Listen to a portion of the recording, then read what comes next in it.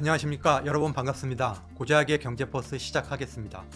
오늘의 주제는 국민연금 개혁입니다. 윤석열 대통령이 지난 목요일이었죠. 국정 브리핑 형식을 빌려가지고 자신이 구상한 연금 개혁안을 발표를 했는데요. 저는 그 큰 방향들 설명을 드리면서 어떤 생각이 들었냐면은 윤 대통령이 국민연금 개혁을 진심으로 하실 생각이 없구나, 이런 생각이 들었습니다. 만일 윤 대통령께서 스스로 자신이 구상한 연금 개혁안이 국민적 공감을 얻을 수 있을 거다, 이렇게 판단하셨다면 저는 이런 속담을 들려드리고 싶어요. 떡줄 사람은 생각지도 않는데 김칫국부터 마신다.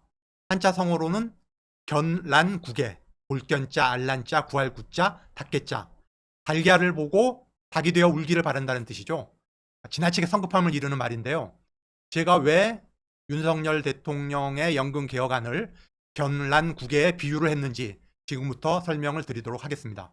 국민연금 개혁이 왜 필요하냐, 왜 시급한 개혁 과제냐 라고 하는 부분부터 설명을 드리자면은, 국민연금 기금이라고 하는 보따리가 있어요. 돈 보따리가 있는데, 우리는 그 경제활동을 하는 사람은 전부 연금 보험료를 냅니다. 직장인 같은 경우는 9%, 절반인 4.5%는 자기 급여에서 나가고 나머지 절반 4.5%는 회사에서 내주죠. 공무원도 마찬가지고요. 자영업이라든가 이제 사업을 하는 사람들은 전액을 자기 소득에서 지불을 하고요. 연금 보험료를 내는 사람은 인구 구조의 변화에 따라서 계속 줄어들고 있어요. 반면에 이 돈 보따리에서 우리가 이제 경제활동에서 은퇴를 하게 되면은 국민연금을 받게 되는데, 돈 보따리에서 나오는 연금 지급액은 급속히 늘어나고 있어요. 그러다 보니까 연금 보험료를 내는 사람은 줄어들고 연금 지급액은 급격히 늘어나고 하다 보니까 돈 보따리가 계속 줄어드는 거죠. 줄어들어가지고 지금부터 31년, 그러니까 2055년이면은 돈 보따리가 완전히 고갈이 되는 겁니다. 그렇기 때문에 국민연금 개혁이 시급하다. 그래프를 하나 보실까요? 통계청에서 만든 그래프인데요. 보시면은 이제 내년 2025년에 국민연금 가입자가 2181만 명이에요. 그런데 5년 뒤에는 2090만 명으로 줄어들고, 또 5년 뒤인 2035년에는 1967만 명. 그러니까 향후 5년 동안에 90만 명이 줄어들고, 또 5년이 더 지나가면은 123만 명이 줄어드는 거죠. 근데 아래 빨간색은 수급자 추이를 나타내는 그래프인데, 2025년에 국민연금 수급자는 721만 명이에요. 근데 5년 뒤에는 900만 명으로 약 180만 명이 늘어나요. 또 5년 뒤에는 1102만 명, 무려 202만 명이 늘어나요. 그러니까 이런 식으로 갈수록 돈을 내는 가입자는 줄어들고 연금을 타는 수급자는 급격히 늘어나고, 이런 구조가 된다는 거죠. 어느 순간에는 연금 기금이 지금은 흑자지만은 적자로 전환이 되고 결국 2055년에는 고갈이 될 거다. 다음 그래프 한번 보실까요? 국회 예산정책처가 만든 자료인데요. 올해 같은 경우에 연금보험 수입은 60조 정도, 그리고 연금 지출액은 42조거든요. 그러니까 아직은 흑자인 거죠. 18조 원 정도 흑자입니다. 근데 문제는 아까 말씀드렸듯이 가입자는 계속 줄어들고 특히 연금 지출액이 급격히 늘고 있다. 2012년에 연금 지출액이 10조 원이었거든요. 근데 10년 뒤인 2022년에는 30조 원을 넘어섰어요. 그리고 올해 같은 경우에 불과 2년 뒤 아닙니까? 불과 2년 뒤인 올해에는 42조. 그러니까 2년 만에 지출액이 12조가 늘어나는 거죠. 그러면은 이 그래프에서 보듯이 2041년이면은 연금 수지가 적자로 전환이 된다는 거예요. 적자로 전환이 되고 적자폭이 점점 커져가지고 국회 예산정책처는 2053년이면은 이제 연금이 고갈될 거다. 지금부터 29년 뒤. 근데 정부의 재정 추계로는 2055년. 지금부터 31년 뒤면은 연금이 고갈이 된다. 이런 지금 추정이 지금 나오고 있고요. 그러니까 이 지경이 되도록 정부와 국회는 뭐 하고 있었나? 손을 놓고 있었냐? 뭐 그런 건 아닌데 신용은 했어요. 신용은. 앞에서 설명을 드렸지만은 지금의 그 연금 추이, 그 돈 보따리가 계속 줄어들 수밖에 없기 때문에 결국 이 문제를 해결하려면은 국민들 부담을 늘릴 수밖에 없거든요. 그래서 보수 정부나 진보 정부나 국민들이 부담이 늘어나는데 국민들이 좋아하겠어요? 그러니까 나 때만 모면하자라는 심정으로 굉장히 소극적으로 임한 거죠. 그래도 뭐 앞으로 뭐 30년 남았고 40년 남았는데 어떻게 되겠지라는 안일한 생각을 하고 접근했다. 저는 이렇게 판단이 되고요. 그런데 그럼에도 불구하고 21대 국회에서는 그래도 비교적 열심히 노력을 했어요. 국회 연금 투기를 만들어 가지고 2년 동안 꾸렸거든요. 그래서 국회 연금 투기에서 어떤 작업을 했느냐. 공론화위원회를 만들었어요. 각계 시민 대표, 각계 전문가, 연금 전문가들을 끌어모아 가지고 국민공론화위원회를 운영을 했는데, 여기에서 만든 안이 뭐냐면은, 지금은 보험료율이 9%고 소득 대체율이 42%인데 보험료율을 13%로 인상을 하고 소득 대체율을 50%로 인상을 하자. 연금 가입 기간 동안에 연평균 소득이 5천만 원이었으면은 2,500만 원 정도, 내 가입 기간 연평균 소득의 절반 정도는 연금으로 돌려주자. 이렇게 결론을 냈던 거죠. 여기에 대해서 여야 의원들로 구성된 국회 연금 투기가 어떻게 입장을 내놨냐. 국민의힘이나 더불어민주당이나 연금 보험료를 올리는 데는 오케이, 그래 13% 정도로 올리자.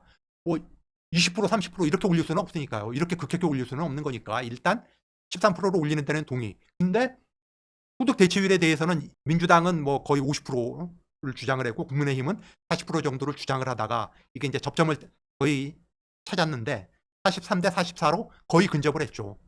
보면은 보수 진영에서는 항상 재정 건전성을 강조를 해요. 그리고 진보 진영에서는 노후소득 보장을 중시를 해요. 이 소득 대체율을 가지고 의견이 굉장히 많이 엇갈렸는데 어쨌든 연금 투기에서는 거의 근접을 했어요. 1%포인트는 뭐 사실 이건 큰 차이라고 할 수가 없는 거죠. 근데 이게 왜 안 됐느냐. 민주당은 일단은 내는 돈과 받는 돈을 고치는 거, 이거를 모수개혁이라고 하거든요. 그러니까 21대 국회에서는 모수개혁을 하고 22대 국회에 가서 구조개혁을 하자라고 이제 주장을 했어요. 근데 이때 묘하게도 최상병 특검법을 가지고 여야가 아주 격렬하게 대치하는 이런 상황이 벌어지거든요. 그러니까 윤 대통령하고 국민의힘에서 이걸 이제 걷어찬 거죠. 걷어차고 아이 안 돼. 이거 해봤자 연금 고갈 시기를 7, 8년 정도 늦추는 것밖에 안 돼. 뭐 근본적으로 뜯어 고쳐야 돼. 구조개혁하고 모수개혁을 같이 해야 돼라고 하면서 걷어찼어요. 그래서 이게 무산이 된 거죠. 그러면서 이 윤석열 대통령이 바로 지난 목요일에 내가 모수개혁과 구조개혁을 합친 제대로 된 연금 개혁안을 내놓겠어라고 발표를 한 게 바로 이번에 내놓은 윤석열 대통령의 연금 개혁안입니다. 그러면은 연금 개혁안의 내용이 뭐냐? 사실 구체적인 내용을 공개하지는 않았고요. 큰 방향 세 가지를 이야기를 했는데 여기 보면 이제 두 가지가 있고 세대 간 보험료율 차등 인상, 자동 재정 안정화 장치 도입. 그리고 여기서 빠진 게 뭐냐면은 저출산과 관련된 이제 보험료 지원이에요. 지금도 출산 크레딧이라는 제도가 있고 공복무 크레딧이라는 제도가 있어요. 이게 뭐냐면은 예를 들어 어떤 여성이 20년 동안 직장 생활을 하다가 이제 은퇴를 했어요. 그러면은 연금 수령 시기가 되면은 자기가 20년 동안 가입을 했으니까 20년 불입분에 대한 보험료를 받아야 되는데, 근데 애가 셋이 있단 말이에요. 그러면은 둘째 자녀는 1년, 셋째 자녀는 1년 6개월을 연금 보험에 가입한 것처럼 인정을 해줘요. 그러니까 20년 가입했지만 22년 6개월 가입한 걸로 국가가 인정을 해줘요. 2년 6개월분은 국고로 보조를 해주는 거죠. 지금도 있는 제도예요. 다음에 우리가 군복무를 하지 않습니까? 육군은 18개월, 해군은 20개월, 공군은 21개월 이렇게 제가 알고 있는데 그중에 6개월 복무 기간을 연금에 가입한 걸로 국가에서 인정을 해주는 거예요. 지금도 있는 제도예요. 근데 이거를 더 강화를 하겠다. 그래서 그 출산 여성 같은 경우에 첫째 애도 1년 가입한 걸로 인정을 해주겠다. 그러면은 만약에 내가 애를 셋 낳으면은 22년 6개월이 아니라 23년 6개월 가입한 걸로 인정을 해주는 거죠. 그리고 군복무 기간도 전체를 다 인정을 해주는 거예요. 6개월이 아니라 18개월, 20개월, 21개월을 전체를 다 인정을 해주겠다라는 거고요. 다음에 또 하나가 여기 표에 나와 있듯이 자동 재정 안정화 장치 도입. 이게 뭔 얘기냐? 지금의 보험료율과 소득 대체율을 가지고 정부에서 추산을 해봤더니 예를 들어서 2070년에 연금이 고갈이 돼요. 근데 그렇게 추정을 했었는데 보니까 애를 더 안 낳네. 그리고 평균 수명은 예상했던 것보다 더 길어지네. 그래가지고 연금 고갈 시기가 2060년으로 10년 땡겨질 것 같단 말이에요. 그러면은 보험료율을 인상을 하든지 지급받는 연금액을 깎든지 아니면은 연금 수령 나이를 뒤로 늦추든지 이렇게 자동적으로 조절이 되도록 하겠다는 거예요. 다음에 세 번째가 세대 간 보험료율 차등 인상인데, 자 다음 표를 한번 보실까요? 표를 보시면 알겠지만 이거는 그냥 단순히 예시일 뿐입니다. 이게 확정됐다는 이야기는 아니고요. 예를 들어서 연금 보험료율을 4%포인트 올리기로 했다라고 한다면은 30대 같은 경우에는 0.2%포인트씩 20년에 걸쳐서 서서히 인상을 하는 거예요. 근데 40대는 0.8%포인트씩 5년에 걸쳐서 인상을 하고 50대 같으면은 한꺼번에 4%포인트를 올린다. 이런 식으로 세대별로 보험료율 인상안을 차등 적용하겠다. 그래서 오랜 기간에 걸쳐서 보험료를 내야 하는 젊은 세대의 부담을 낮춰주고 상대적으로 보험료를 내는 시기가 짧은 중장년 세대의 부담을 높이겠다라고 하는 거죠. 세 가지 방식을 통해서 지금 2055년으로 예상이 되는 국민연금 고갈 시기를 30년 늦추겠다. 2085년까지. 그래서 지금 21대 국회에서 여야가 만든 모수 개혁안으로는 기껏해야 7 내지 8년 연장시키는 거지만은 내 연금 개혁안으로는 30년을 뒤로 늦출 수 있다라고 윤석열 대통령이 이야기를 하는 거죠. 그러면은 윤석열 대통령의 연금 개혁안에 대해서 전문가들은 어떻게 평가를 하고 있는가? 먼저 그 자동 안정화 장치라고 하는 거 아시겠지만은 우리나라의 저출산 고령화 속도가 세계에서 가장 빠르거든요. 연금 고갈 시기가 지금은 2055년으로 우리가 추정을 하고 있지만 그게 당겨지면 당겨졌지 늦춰질 가능성은 없어요. 그러면은 자동 안정화 장치를 도입하면은 연금 고갈 시기가 당겨지면은 원래 예정됐던 그 연갈 고갈 시기에 맞춰서 조정을 하겠다는 거거든요. 그러면은 결국은 보험료율을 올리든지 아니면은 연금 지급액을 삭감을 하든지 우리가 연금을 받는 나이를 지금보다 지금 예정되어 있던 것보다 더 뒤로 늦추든지 70세, 75세 이렇게 늦추든지 할 수밖에 없는 거죠. 그러면 이게 무슨 말이냐? 소득 대체율이 떨어질 수밖에 없다라는 거거든요. 근데 생각해 보십시오. 지금 우리나라의 노인 빈곤율이 세계에서 제일 세계 1위입니다. OECD 국가 중에 세계 1위거든요. 노인 10명 중에 4명이 빈곤층이에요. 근데 지금 받는 국민연금액도 풍족한 게 아니거든요. 평균 받는 연금액이 지금 50만 원 중반대밖에 안 됩니다. 거의 절반 이상은 40만 원도 안 되는 돈을 받고 있거든요. 그게 무슨 연금이에요? 그게 노후 보장을 위한 연금입니까? 용돈 수준밖에 안 되는데 지금보다 더 낮추겠다라는 이야기거든요. 그러면 이게 연금으로서의 의미가 있는 거냐? 허울뿐인 연금일 수밖에 없다라는 거거든요. 다음에 그 그래프 하나 보실까요? 국제기구에서 만든 연금소득 대체율 권고치입니다. 그러니까 국제기구에서 이 정도는 연금으로 받아야 된다라고 좀 권고하고 있는 건데 물론 이제 국민연금뿐만 아니라 퇴직연금, 개인연금을 합친 거지만은 그게 내가 경제활동하던 시기에 평균 소득의 한 65 내지 75% 정도는 줘야지 노후에 안정적인 안정적인 생활이 가능하다라는 거거든요. 근데 한국은 퇴직연금, 개인연금을 합쳐도 47%밖에 안 돼요. 그렇기 때문에 이 노후 빈곤 비율이 높은 거거든요.